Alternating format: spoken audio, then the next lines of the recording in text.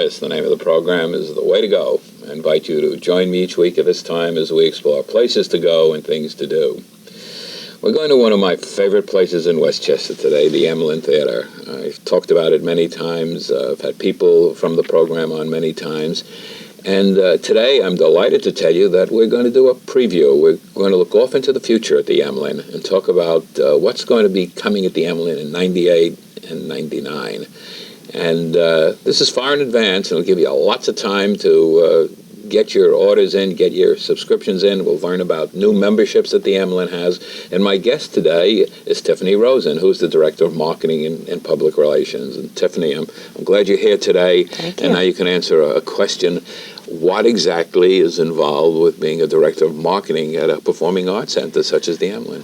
Well, the Emelin poses a lot of specific problems because we do about anywhere from 160 to 250 performances a year. So, and they're all broken up to anywhere between 8 and 12 different types of performances. Kids shows, bluegrass, speakers, films, you name it, we do it. So it's a big job. We do a lot of public relations. We're starting to do more advertising than we've ever done in the history of the theater. We have corporate sponsors and media sponsors coming on for the first time in the theater's history. And it's a really good time for us right now. And that's what you're involved with. I'm involved in all of that, that's right. Yeah, it's such a gem of a theater. There isn't a bad seat in the house. I remember once I said to someone, not the Emelin, but I went to a theater in Manhattan off Broadway, and I sat in the last row. They said, "Oh, that's terrible." I said, "Well, there were only 10 rows." That's right. That's right. You're never more than 50 feet from a performer at the Emelin, which is pretty extraordinary. And our worst seat is a great seat, and that really is the truth. I've worked at theaters before where I felt like I might have been fudging that, but it's really the truth at the Emelin, which is wonderful for us because last year we played to sold-out houses more than we have probably ever, and every single one of those people sat in a great seat. And I think with this advanced schedule that I've seen, it looks like you're going to have some more sold-out houses. Probably a good reason to do a preview so that people can get an idea, and we're going to tell them how they can get a complete list of everything that's going on and get membership and give a telephone number that people can call to get on the mailing list. Good. There's something new, though, at the Emelin this year. It's memberships, isn't it? How does that work? Well, memberships are a new thing at the theater and really grew out of a lot of feedback we got from our audience and from our friends of the Emelin and from subscribers. We still will have subscriptions, but because we offer so much and a lot of what we offer are family events as well, people didn't want to lock themselves into subscriptions, but they wanted to get the discounts, get the preferred seating. So memberships are a one-time fee, which is tax deductible, and then you pay $15 for every ticket to any event. For family memberships, you get $4 off any ticket to a kids show, price $15 or less, so you can't beat it. The more tickets you buy, the more you save. And we're really excited about it. We're particularly excited because, like I said, last year we did play to so many sold-out houses that this way we can guarantee that those people that come on as members and subscribers, they'll get first shot at that. So we can give back to the people who've supported us for so many years. Yeah, we're going to give a telephone number. Why don't we do that now and repeat it later, where people can get information on membership and also on tickets and on subscription. So what is the telephone number? It's 914-698-0098. That's such an easy number to remember. It's a great number, and there's someone there right now. Yeah, exactly, right now. Absolutely. Yeah, and the box office is open, and if you call and it's not, you can leave a message, and any one of us is happy to call you back and talk to you about the differences. That's great. You mentioned some of the things that are happening. You talked about bluegrass and cabaret and children's theater. I'm just looking at the list here. Children's holidays, classical, dance, film, folk, jazz, speakers, it's impossible for us to cover everything here. So I'm going to make a little choice, and I would say let's concentrate on some of my favorite things, Okay. because we have some photos too that we can talk about. So let's start with klezmer. Okay. Klezmer. Well, why don't we do this? I know that Karen Akers has been added, and Karen Akers is one of my favorite cabaret performers, and Yes. she's been there before, and she's absolutely brilliant. Yes. Karen Akers is going to be Karen at the Emelin again, Yep, and we and- do have a photo of her. That's great. Yeah. She'll be here for 2 performances, actually, for 2 nights. She has such a huge following that we thought we would give her on 2 nights. So she's there. She's part of the cabaret series. She's part of that subscription. And we're thrilled to have her back. We weren't sure if we could get her. She's How could you describe Karen? Sophisticated and yet down to earth. And she truly is sophisticated. She's one of the classiest performers I have ever seen. I've even heard people compare her to Piaf or Dietrich in a way. And she really has a stage presence that's amazing, and of course the voice that will just knock you down. I have seen her over the years many times at the Emelin and other places, and she's changed. Her act has changed. She's gotten more personal in her act than she was. She was, when I first saw her, she was very aloof and distant, and it would be great to hear her, but somehow there was a wall between her and the audience. That doesn't exist anymore. Yeah, she's much more accessible, and I think, for us at the Emelin, we've been following these performers for so long. Some of them came to us when they were unknowns, and now they have an alliance to us, and they will come back, even though they probably are too big to play a venue this size. But it's Don't so say much that, fun. because so many people, certainly cabaret people, when they're starting a new act, they will come to the Emelin to Sure. break it in. Sure. And you can see a performer at the Emelin close up, good seats, inexpensive, that you'd have to go to Rainbow and Stars or true. the Oak Room and It's really true. and really see that person before they are on It's Broadway. really true. Many of these performers won't play a venue our size, but they'll play the Emelin. I've seen performers come onto the stage and just stop and say, "What a great space!" They love it. It's an intimate space, but it's got nice acoustics, and it's intimate without feeling small. Yes. And they really love it. I can't tell you how many people have come out and just marveled at it and talked to the audience about it. And so we have that going for us. But it's true, a lot of these performers will use it as a kind of a testing ground for new acts. And it's so close to New York that they can Sure. they come and have to travel a great distance and stay at home or wherever they live at the moment. Let's talk about another cabaret act that's a little different.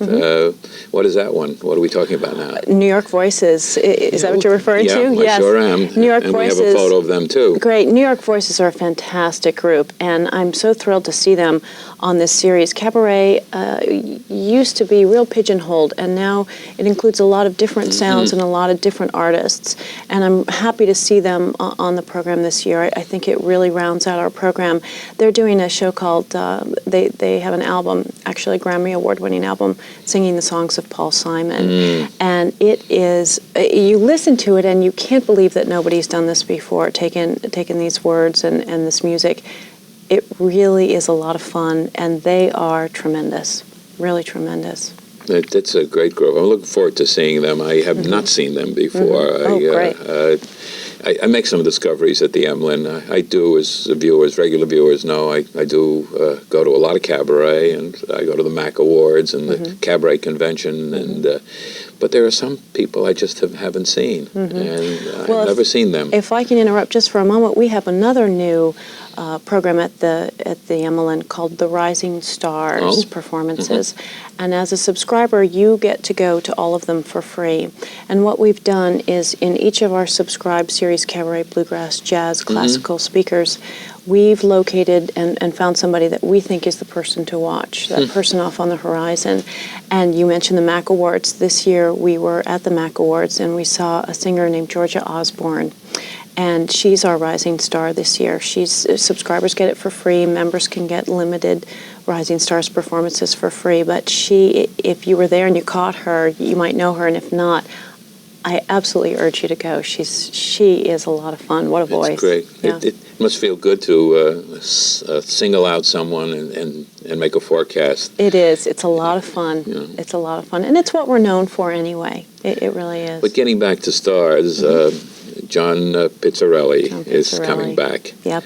He's actually coming back for 2 nights, and he's on our cabaret series, and he's also on our jazz series. Now, he's been there before, of course, and we do have a photo of John Pizzarelli, of course, too. Of course, his dad, he and his dad performed together, and then he split off from his dad, and they're, of course, great guitar virtuosi, if that's the plural. But he's become a superstar on his own. He really has. And you mentioned Rainbow and Stars. He just did a gig at Rainbow and Stars that sold out, and the reviews from it were phenomenal. And we're just thrilled to have him. We thought for sure he'd be touring in Europe or abroad somewhere, and we were able to book him. So. He's just such a great singing style as well. It's just kind of so relaxed and so easy and jazzy, and there's just something about him that's just great. Yeah, he really is, and he'll be there with a trio, so it'll be a nice full show. That's great. So let's. There are other cabaret performers. We just don't have the time to go specifically into them. Are any ones that you want to point out? Susanna McCorkle will come back. Yep, we have a. Always plays in the big rooms in New York. Yeah, another Rainbow and Stars. She was the first person to open the Oak Room at the Algonquin when it reopened. We have a newcomer, Lee Lasak, who will be joining us, and Lisa Asher, who was at the MAC Awards, I think. It's a great series, especially if you love the craft and you love the art of cabaret. It's a great series. It's well-rounded. There's probably a few newcomers in there that even the most diehard cabaret fans haven't heard of. So we're looking to really please everybody and educate our audience a little on the artists that are out there. Let's leave cabaret and talk about some other series. I did mention klezmer before, but we'll come back to some of that. But let's talk a little bit about some of the other things that you're doing. What's your subject? Bluegrass? You pick it. You pick one of them. There's so much to cover. Well, we all have our favorites, and I would have to say that our alternative folk series is my personal favorite. Why is that? It's a younger, hipper crowd. We have we started it, and people said there's not an audience for it. There's nobody. Nobody's going to come to it. And we did it last year. It played to sold-out houses. You couldn't get a seat to any one of these shows. And this year we have a fantastic series. We've got Dar Williams, Richard Schindel, and Lucy Kaplansky in a tour that they're doing called Cry, Cry, Cry.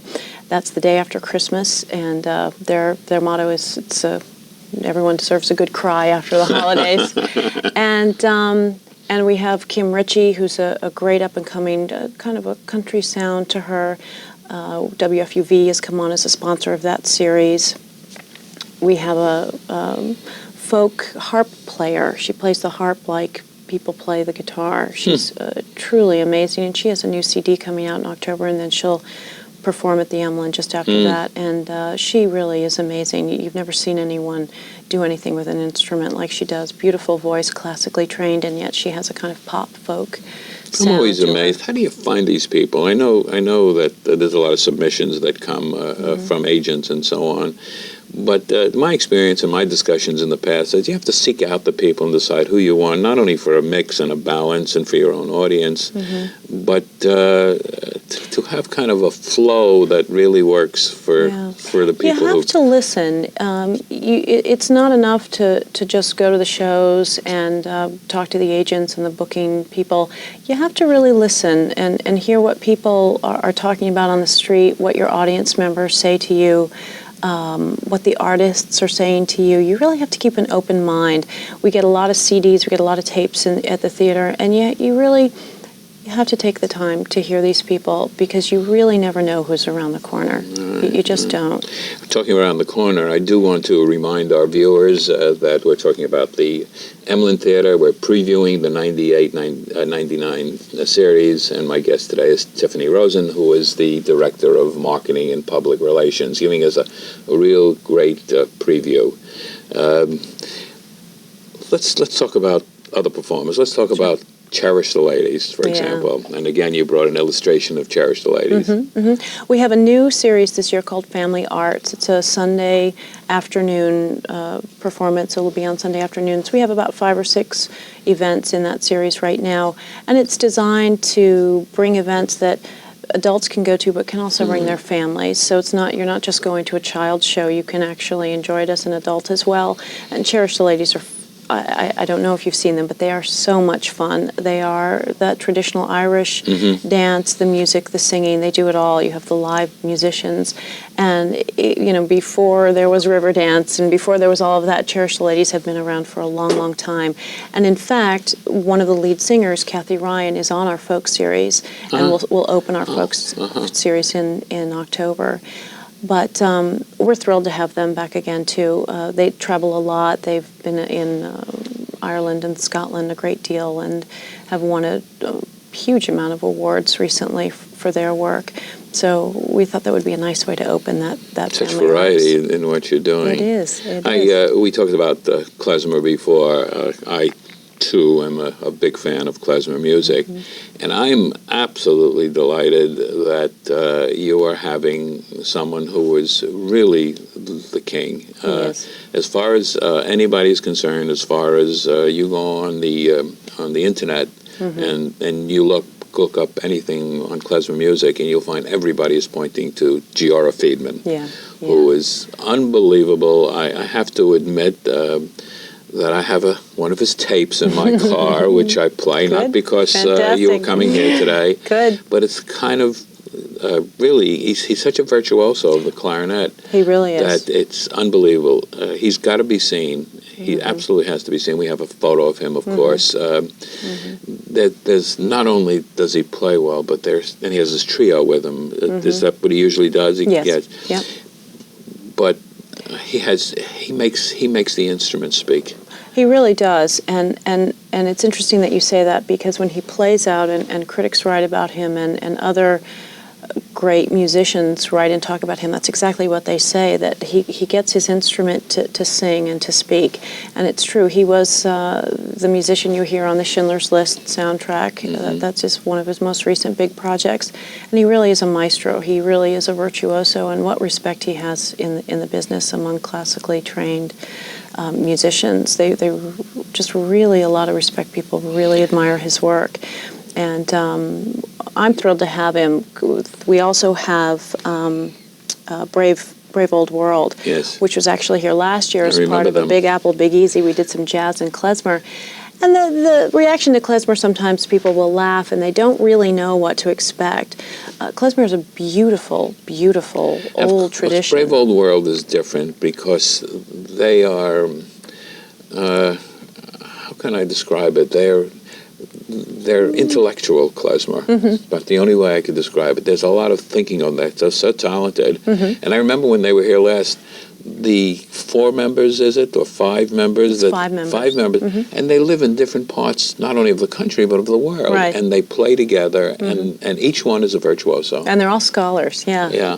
And it's more than just hearing the music. It's more of an experience and learning as well as listening. Yes, yeah. I think they complement each other nicely, the 2 acts. You really start to get a sense of klezmer as a whole and as a tradition and how it's been passed down. I remember seeing Brave Old World when they played with Itzhak Perlman, and really having it change my view of the genre. And so it's a great thrill to me to see them both come back. I did a program here on klezmer. I had Harold Seletsky, who was the maestro, who was the head of West End Klezmorum, on this program, and he played and talked about klezmer music. And he's not only a terrific musician, but he's a composer and arranger and of all sorts of music. We had a wonderful time. Yes, here and you find that with klezmer, that they're not just musicians. They study it and they compose, and it's a very full tradition. And there's so much of a history that goes with it, and how it started, and the people who are held up as the leaders who started the whole thing and brought it to the United States. And so much as Don Byron has done so much with Mickey Katz's music, for example. And he started with Don Byron, of course, is a black clarinetist, and he started as the clarinetist with a klezmer group in Boston. Boston Conservatory group. I remember. Yeah. Great to talk to you. You remember so many of the things that I do. Well, we do a lot of research at the theater. We really do. Yeah, it interests we try to me. get to know as much as we can about the artists, about what they're playing, about where they're coming from. And you're involved not only with the marketing aspect, but you're also involved in some of the bookings too, which is very interesting in the position that you have. It's very unusual. I think we're all very lucky. We have a really strong staff at the theater. I can honestly say I think we're going into the strongest season that we've ever had at the Emelin, and we have a very strong staff. We each of us have our strengths in terms of the music and what we book. Mine happens to be folk. There are other people who love cabaret, who love theater, who love classical. Many of them are musicians. Must be something wrong with me. I fit into all those categories except musician. Well, you belong at the Emelin then, Norman. There are a lot. Yeah. So it's not. It really is not just a job for us. We truly love it, and I think that's what makes the difference. In terms of the season as a whole, if we don't love it, we won't book it. If we love it and we think 3 people will come, but we think they really those 3 people should really see it, we'll do it anyway. And we really are committed to it. But something that isn't music is your speakers program. Now that's been going on for a long time. You get top flight speakers, and too often I see when you get close to the date, sold out. Yeah. So I would suggest that people who are interested in the speaker series make their plans early, get their reservations. Now, one of them is a man who's very well known, and we do have an illustration. We have an illustration of him too. Let's talk about him. He's a fascinating man. What a history and what a past he has. He's a Harvard-educated attorney, big corporate lawyer, author, journalist. Really has a very strong background in terms of this book. He wrote a book called Member of the Club, where he went undercover at a Greenwich, Connecticut country club. It started as a New York Magazine cover story and then kind of blossomed into this book, and now it's I'm trying to think. It must be in pre-production right now as a feature starring Denzel Washington. So it really took off for him, and he tours and speaks a lot on race relations. And I've heard him. He is eloquent. Yes, he really is. He's not militant or angry. He is really looking to understand it and have other people understand it, and so he'll be here. We also have Ang Lee, the director Ang Lee. Oh yes. Yes, and we will show his films The Wedding Banquet, Sense and Sensibility, and Eat, Drink, Man, Woman on our film series, so that people can get a chance to see his work before he comes. A superstar. Huge. Sense and Sensibility was nominated for 7 Academy Awards, 1 for Best Screenplay and Best Picture, and he's a fine film director. Film is a director's medium, as opposed to live theater, which, of course, is the playwright has a much higher role in that. But film is definitely a director's medium. It really is. It really is, and he fits that auteur credit perfectly. So who else is in your speakers program? Ruth Reichel, the New York Times food critic, will come. We've got. Will she wear a mask? Actually, we're curious to see what she does. We're not allowed to print her photo in our brochure, so we just have a few weeks ago, I interviewed another of the Times critics on this program, Eric Asimov, and he only came on with the condition that he could disguise himself, so he wore a hat and dark glasses. Yes. And, of course, they do go into the restaurants anonymously. She is so verbal, and, of course, she's written this wonderful book about her own background. She's an award winner. She's won a lot of awards. She's an accomplished writer, journalist, an author, editor, very well respected in the business, and she's been all over the place. She was at the LA Times for a while. She's really been around. She's on the Who's Who for gourmet writers, and she's an interesting character, and she'll have a lot to say.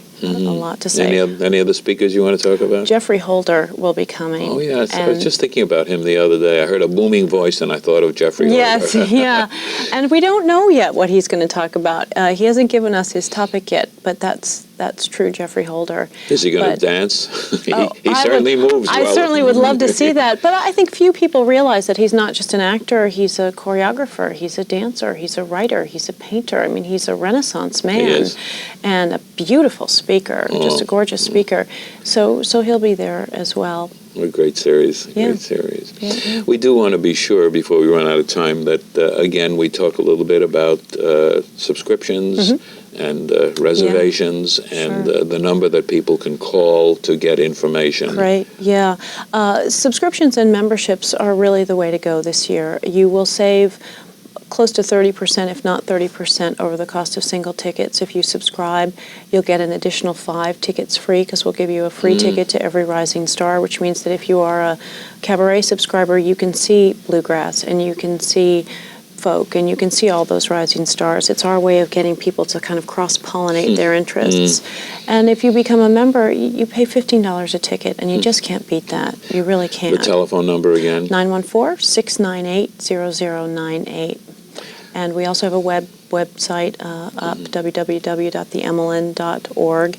And our box office is open. If it's not, leave a message and we will always call you back. It just seems that this preview, and we've only just covered a part of it, has given us so much information, and it looks like a really wonderful, great season that you've got ahead. It really is. Are you tired? No, I'm not allowed to be tired. That's not in my job description. No, we're just getting going. Well, the Emelin's getting going, but we're running out of time. Well, so thanks for having me. Thank you so much. We just had a wonderful time with you, giving us all this information. I thank you so much for coming here and talking about it. It's my pleasure. My guest today is Tiffany Rosen, who's the Director of Marketing and Public Relations at the Emelin Theater in Mamaroneck. Lovely theater. Easy to get to, free parking, no problems at all. Go there, enjoy it. I'm Norman Liss. The name of the program is The Way to Go. Until next week at this time, enjoy yourself.